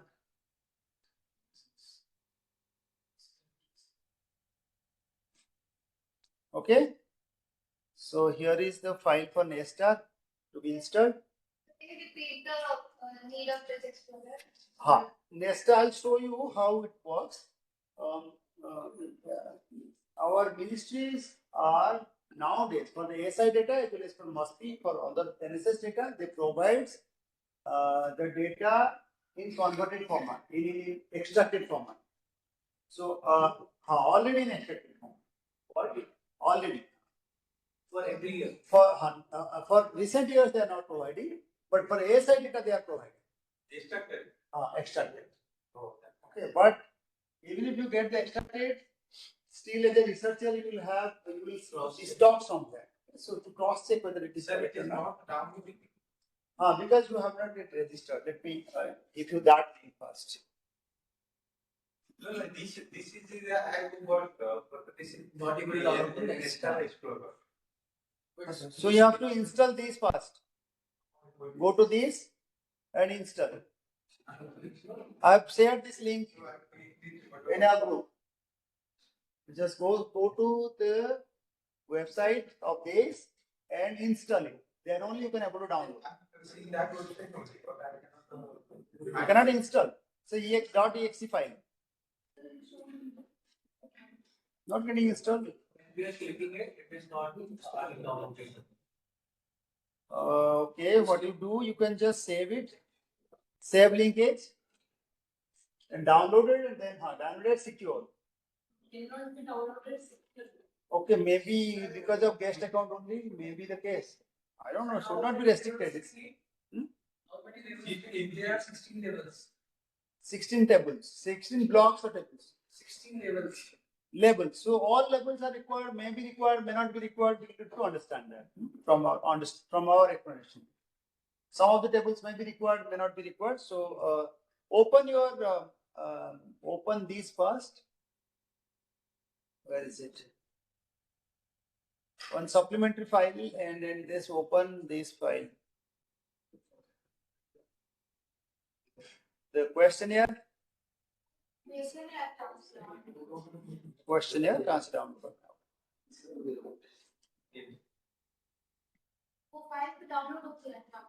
Okay. Okay. Good.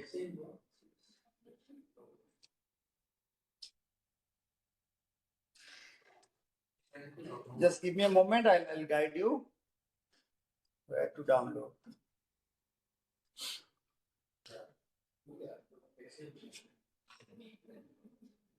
No, this is not the one.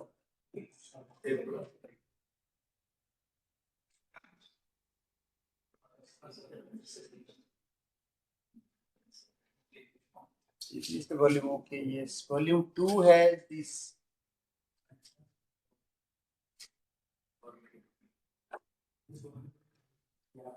This is just the report, but not the one. Just give me a moment.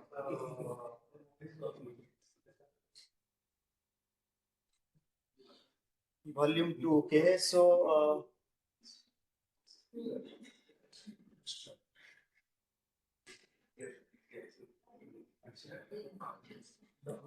is it working now? It is here only. Yes. Is it working? Yes. The nester.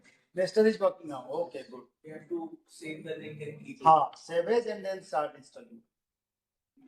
If things are not working directly, simply click on save as, then start installing. All right. Fine. Then here is the questionnaire which ASUS is actually framed. Annual Survey of Unincorporated Sector Enterprises is designed. So they start with the identifier variables. Then they discuss about where are the locations of those enterprises. Then they discuss about all the codes are given inside it. I'm just guiding. It's not possible to give you everything at this moment. So you just listen. In any case, these videos are recorded. So later on you can review and check. Then from these onwards, list of hamlet. NSS usually define the regions differently by hamlet group, by subgroups. So we need not worry for all sort of aspects. So now onwards, from 6 block onwards, they have started defining about particulars of establishment. So whether it is hired worker based establishment or own account based, which I was discussing about proprietorship. So if it is own account based, it is actually the proprietor. Then the number of establishment, etc. they define. Then hired worker they categorize into particulars of sampling establishment. Some other variables are also covered, not going into the details at this moment. So we'll discuss maybe after the tea time. So, but I'll give you some all possible backgrounds. List of non-agricultural establishments are here. Non-agricultural establishment, and they are also defined as enterprises. Okay. And having 10 or more workers in the sample FSU fast stage unit, which they have covered wherever more than 10 and more workers are working. So, so there are some reasons of taking 10 and or more, but they are for sure. Reason being, they actually the ministry wants to cross check those units in later stage. Now onwards, ministry has a clear vision to map their survey, their responses in different time periods. Okay. So, and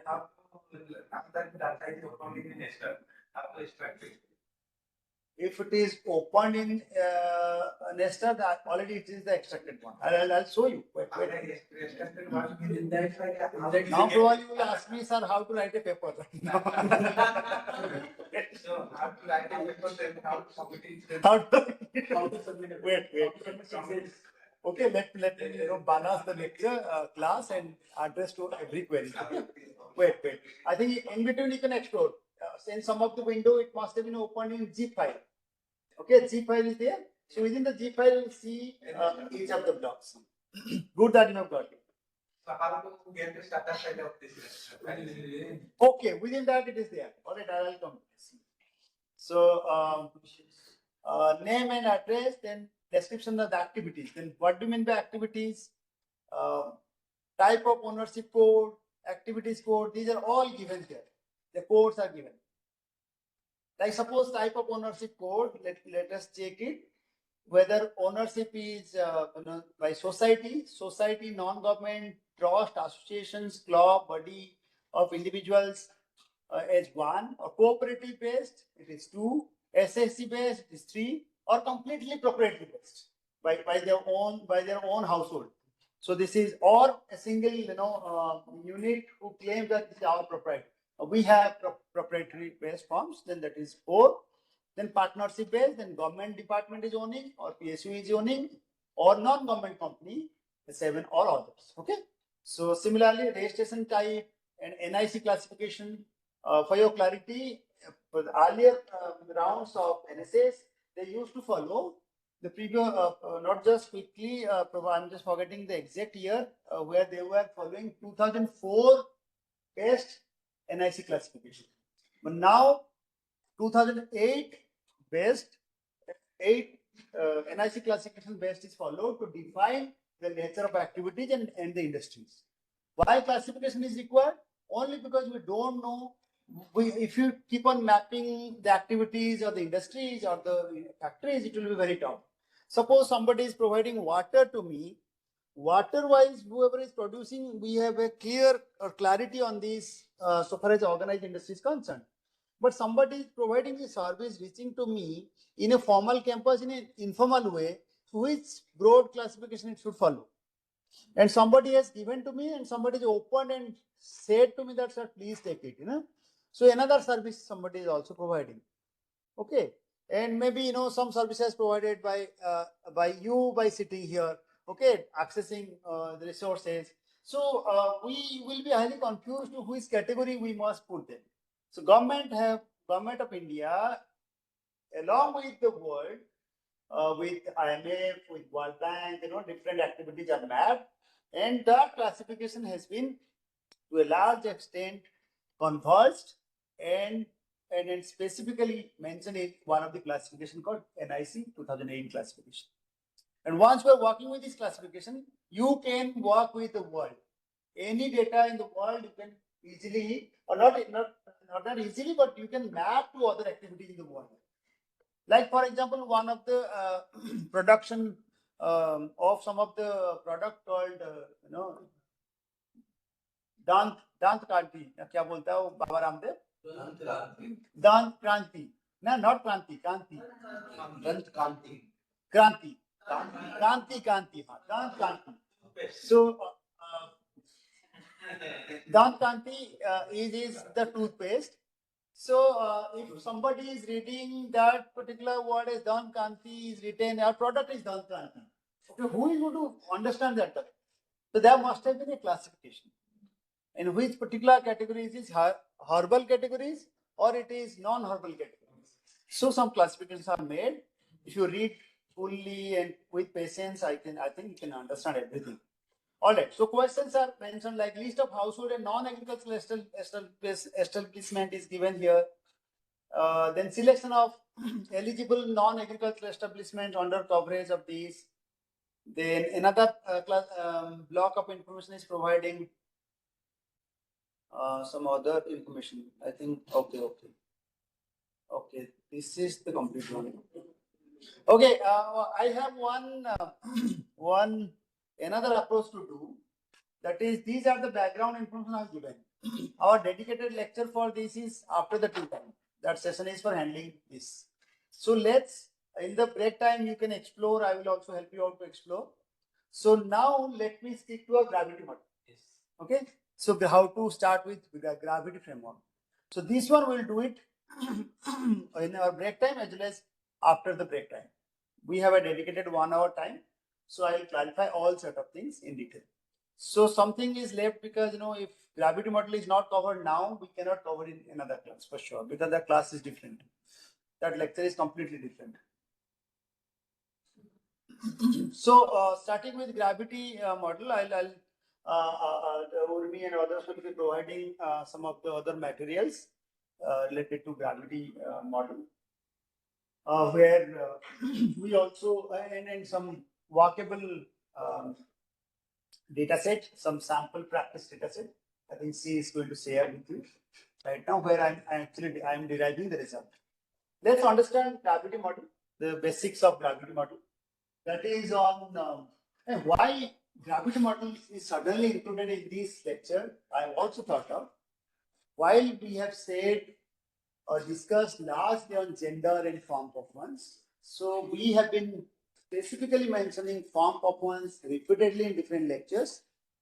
Though gravity model is conceptualized through trade perspectives or through trade transactions, but gravity model is not a concept derived from economics; it's derived from physics, from the Newtonian laws of gravity. So the meaning of gravity, the very basic meaning of gravity is that it attracts, it embraces. So whichever perspective we are explaining, maybe for developmental perspective, from growth perspective, if something or the other, like if you are saying societal norm is conceptualizing our, farm performance. If social networking is the call for farm performance, so which are the indicators of social, networking is actually inviting more concentration of industries or more concentration of activities. So wherever the concentration or the attraction or the gravitational forces works, this model can be applied. But there are some standard tools where gravity model is applied. But so far, in almost all the calculations we have seen, it is applied in macro data, in international data largely. Okay. And the economic interpretation of this is through the economic sizes, how it is directly proportional to the GDP, and if for example, if countries are more or less proportional to their that of their GDPs, they are more attractive.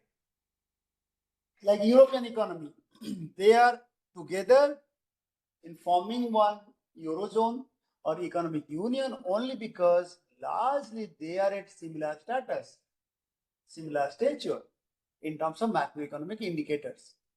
Maybe through monetary indicators, maybe through fiscal indicators, they are actually more or less balanced. If India proposes to be inside European zone, they are not going to accept it easily, because India is not comparable in many indicators of the European standard.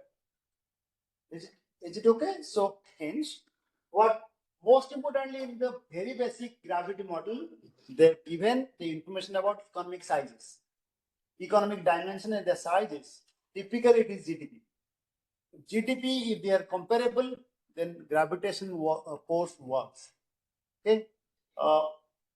There are also while defining the performance of something, we are going to discuss about some invert of some forces which affect adversely, some forces which affect inversely. So inversely proportional to that of the gravitational forces is also taken into account. That is the distance function. So distance is one of the factor of counterarguing about your concentration, or this is one of the factor where you can cross check whether a concentration is still visible or not by inputting some of the controlling factors such as distance, maybe taxes, maybe violence. Those factors, even if they are very much there in any system, they are still, the economies are concentrated. They are taking single or common goal or common objectives. So that's all about gravity model. Okay. So we'll be discussing some of the factors which break the bilateral ties or the FTAs, free trade agreement, or maybe our presidential, call, our in a G20 presidency, where a country takes the lead in convening the meetings and taking most of the decisions, where India made its rule in the last year. And as per the newspaper claim, we were highly successful in inviting G20, economies, and India actually prospered to a great extent. Anyway, I'm not adding more views on it. So first of all, the very basic equation, since we don't have more time, I'm putting less time for this. Rest, I think we'll be sharing with the document. One of the WTO document is there in the common file. We have got that. Okay, so that will be guiding you all the steps, all codes to calculate gravitation, based equations. the grade column. It's like in grade is both import and export. Trade is important export. Total. We cannot take only export. Can be taken, but as per I'll come. Wait. I'll come. I'll open this. Okay, in between, let me open this first. Let me first of all mention what is this x. What is this value? Why we are saying it is called gravity equation. Gravity equation takes into account the multiplier effect of the concentration and negate the negative effects by dividing the negative factors. So G is constant, and gravitation force between ith country with jth country. How far India is having a gravitational force with Europe, India with US, India with China, India with any country, or Japan with India, any country INJ can be taken. And okay, and in the numerator, it is all about the MI and MJ. MI stands for your GDP or maybe any positive indicators of attraction, that is GDP, and or economic sizes, or maybe by their developmental indicators, if any, can be quantified very clearly. That can be also taken. Then your MJ. MJ is another country, partner country's GDP. So both are multiplied. That shows what is the total extent of their concentration, divided by what is actually disturbing their concentration. Okay, that is the distance. So here, in the equation, they have taken either distance or tariff. Here they have taken T stands for tariff. Tariff is a disturbing factor of their concentration. So, or maybe any other thing. So G is constant. If I take a log of it, log transformation of it, put in absolute terms, GDP in absolute term, this is in absolute term, this distance is also in absolute term. So if I just take log transformation, this can be linearized. This can be interpreted in a linear equation, isn't it? So what will be that? That will be log of G, that's a constant, plus log of Mi plus log of Mj minus of log of Tmj, isn't it? So this is what we have got, a linear equation. So from the linear equation, we can estimate using the very basic OLS model as well. Now, when we should apply OLS or not, that's another second call. Whether it is OLS is the best fit, or it is the panel model is the best fit. So we need to take calls again. So this is how it is transformed to the linearized form. And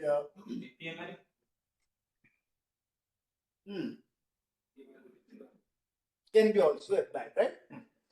Okay. Error term. All right. So I'm not specifically mentioning all sort of things. So while taking these factors, we are not just confined by these two positive indicator, that is GDP only. We can take any other factor. We can also take dummy variables also in our model. So we'll discuss what kind of dummy include. We can also include dummy variables, like suppose common language. So language in India is that of Germany. There is no common language. If I say India and its trade with Bangladesh, there are some people there are some estimates where they speak Hindi as well. people who are speaking, Bangladesh, Bengali language. So there are commonalities. So we can for one language, one code, second language, second code number 2, third language. If it is binary, purely dummy 1 and 0.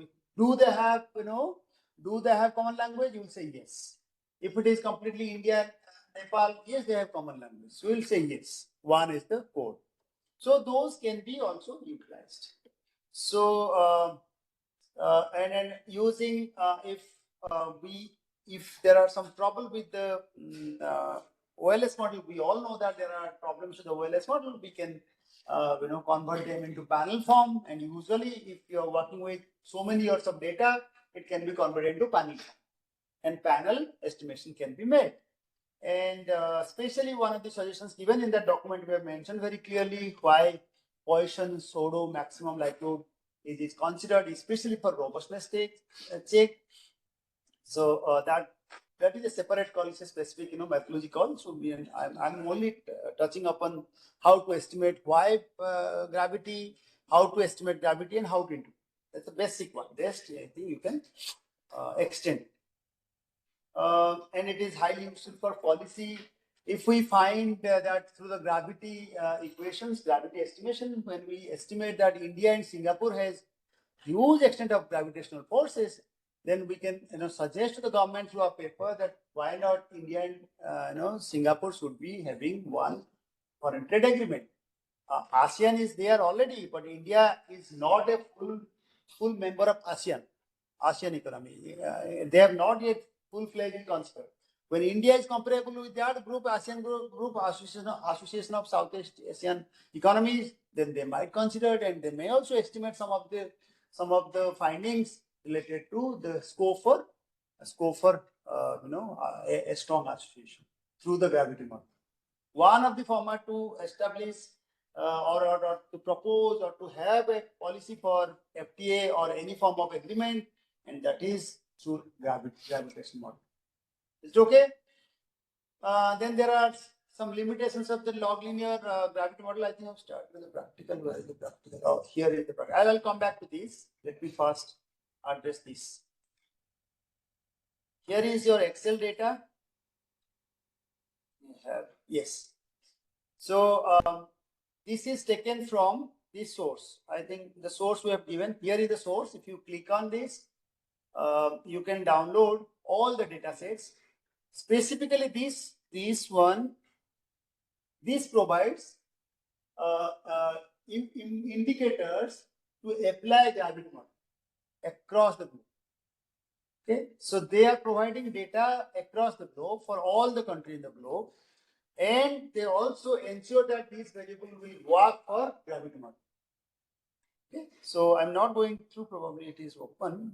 If it's not there, then I'll check once. Yes, this is the one. So you can download the data in any of the format, and then you have to filter it for the specific countries you want to work. Okay, here is the solution.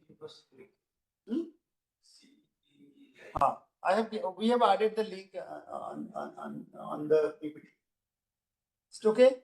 So the next one, if this is the data, SOMA has actually filtered it, and we have also written one article on it, and then it is communicated. So we have taken the data included 15 till 18 till 19, 2019 data of different countries where and this is taken from the perspective of Germany. How far Germany is actually having strong gravitation forces with other countries. Okay, so the data, most importantly, we require GDP, then per capita GDP. This is Germany GDP in different years, these years. Okay, so Germany GDP, then per capita GDP, and is there any common language or not? There is hardly any common language with Germany, so it is 0. Then RTI, is there any RTI with any of the countries? There are some numbers written as 5, then again 5 here. So somewhere 2, okay, and the codes for different codes clarifying the numbers, we can provide it later as well. Whether it is which form of RTA is formed, which is given in the data set itself. Now, the first duty is to check We also provided the code with you, the do file with you. You simply run it and try to interpret it. So the data is the same data. This one is imported here, and we are calculating using this do file. Sir, what does that indicate RTA? Files to level of integration. Level of integration. So I think even so I shared with me, I'm forgetting. One is common union, CU is for common union. Okay, so I'll just say we'll also say customs union, sorry. Customs union, here are the details. So one is for CU, that's what that's called custom union. Another one is economic integration agreement, free trade agreement, partial agreement, likewise. Last is the European. They have provided in the data set, they have provided all these details. Okay, so you will find out over the time. If you explore, you will find out very clearly. Okay, so coming to this, since these data are in absolute number, it is always suggested to convert them into log. And then the gravity model also works through the logarithm transformation only. Okay, then only we can apply the basic models. So and it's also comparative. So I have initially run these, and then I was just trying to check all sort of things. This is how the log transformations are made. For specifically, we start with checking with total trade volume, then with then with GDP of ith country, then GDP with jth country, then the distance, and they have these data set provide the distance across all the countries in kilometers. Okay, so this is a fast table. Then we can convert them for our estimation. Since there are a number of limitations with OLS, we have also mentioned in this PPT that if there are some zero indicator, then log transformation is not possible. It keeps misleading result, and then log zero of trade flows is actually it is not deriving any result, and then again observations with zero export divided by imports are also dropped. Wherever we take ratio of the exports and import, zero divided by zero is also dropped. Then there are this can be also biased as zeros are non-random. There are some issues of heteroscedasticity. There are so many issues I'm not discussing. These are methodological aspects, can be checked later on. But most importantly, if we are deriving results, then for what purpose, and then what are the right interpretation? Okay. So then we all know that the panel-based estimations, since time dimensions are there over the time. So why not carry with a panel estimation, so that it captures some of the problems which are reported with the OLS model. So to convert this and to check whether it is in panel format or not. So first do file where we can run this to check this XT set. That's the checkpoint, and by its ID and year, this provides this.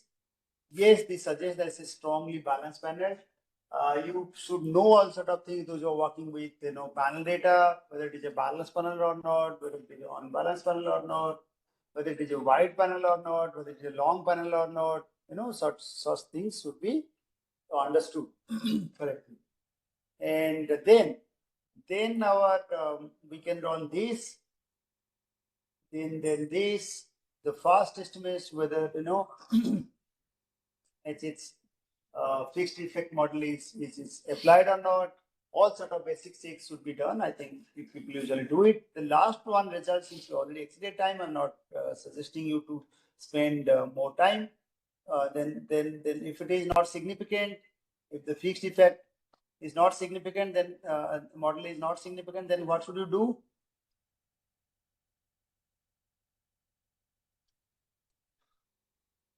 What should you do? We should go for random effect model. Then that we did it, and then finally for the result, so we can apply, and we can find out these results which one is impacting much so far as trade flows are concerned. This is a simple, transform formed of OLS model. So far as gravity model is concerned, we simply said it's a logarithmic transformation of the factors we have taken. So most importantly, whether the concentration is actually improving of trade flows or not is the first interpretation. Second one is any negative forces is actually reducing our trade volume or not. If it is working simultaneously, then we can present, yes, this is how the gravitational forces works. And now we can check from this one, the GDP of the ith country is significant. Of course, it should be, trade, if trade is higher, it is positively linked. And your jth country, if GDP is higher, it's not that significant. So that means with that country, we don't find any evidences of gravitational forces. So far as GDP is concerned. Coming to the distance, it's significant. So higher the distance, it is negatively affected. Usually we will get this negative result. And if it is not significant, then distance doesn't matter. We can still form a union order. Okay. So this model using a sample data. So not necessarily everything is correct. Whatever the result I am showing it's not necessarily correct. Okay. So just to prove a point that trade is a function of distance, function of economic indicator and distance, is proving the possibility of union. All right. So that's all about gravity model. The rest of the things, you can explore from our document. Document will be provided. It's provided or will be provided for sure. And after this break, now we are actually breaking for tea. After this break, we'll discuss about handling these large scale data sets, including ASUS and ASF. Okay, so thank you very much. So I'm just concluding this session now.